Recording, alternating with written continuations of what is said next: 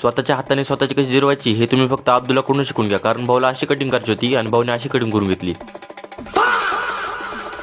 वाघोलीच्या धुळीपासून ते वाघोलीच्या फुफुट्यापर्यंत नमस्कार मित्रांनो, तुमचं स्वागत आहे आपल्या एका नवीन ब्लॉग मध्ये. दुपारी अचानक आपल्यापाशी इडली शेट आला. इडली शेट मला त्याला त्याचे केस मॉडिफाय करायचे, कारण भाऊ मला त्याचे केस इतके वाढलेत ना की तो गुन्हेगारी क्षेत्राचा वाटत होता. मी म्हणलं ज्या मापाने तुझी केस आहेत ना त्या मापाने तू गुन्हेगारी क्षेत्राचा नाही हागंदारी क्षेत्राचा वाटतोय. तोपर्यंत अब्दुल्ला शेटने एंट्री मारली. अब्दुल्ला शेट म्हणजे साधा सुद्धा माणूस नाही, अब्दुल्ला इतका महत्वाचा माणूस आहे की जागेवर बसल्या बसल्या अख्ख्या वाघोलीचे सूत्र हलवतो. मग पोहोचलो आम्ही इडली शेटचे केस मॉडिफाय करायला, पण सलून मधला वारीकच फरार झालता. मग इडली शेटने एका कॉल मध्ये सलूनचं अख्खं मार्केट जाम केलं. एका कॉल मध्ये सलून वाला डायरेक्ट पळतच आला. एकतर मला कळत नाही आमच्या इकडचे सगळे सलून वाले यूपी बिहारचेच कोण आहेत. पूरा पुली गायब कर दिया भाई उन्होंने, ब्रिज गायब कर दिया. एकतर ह्याची कटिंग करताना भाऊची असले 41 सुरू झाले ना, तुम्ही बघा.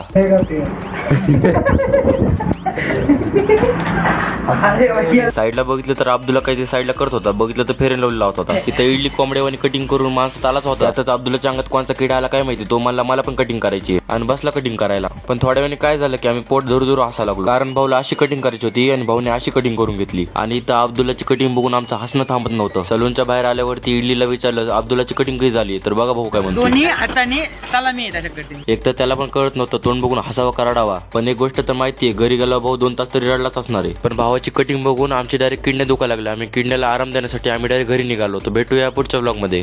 कोंबडा स्टाईल.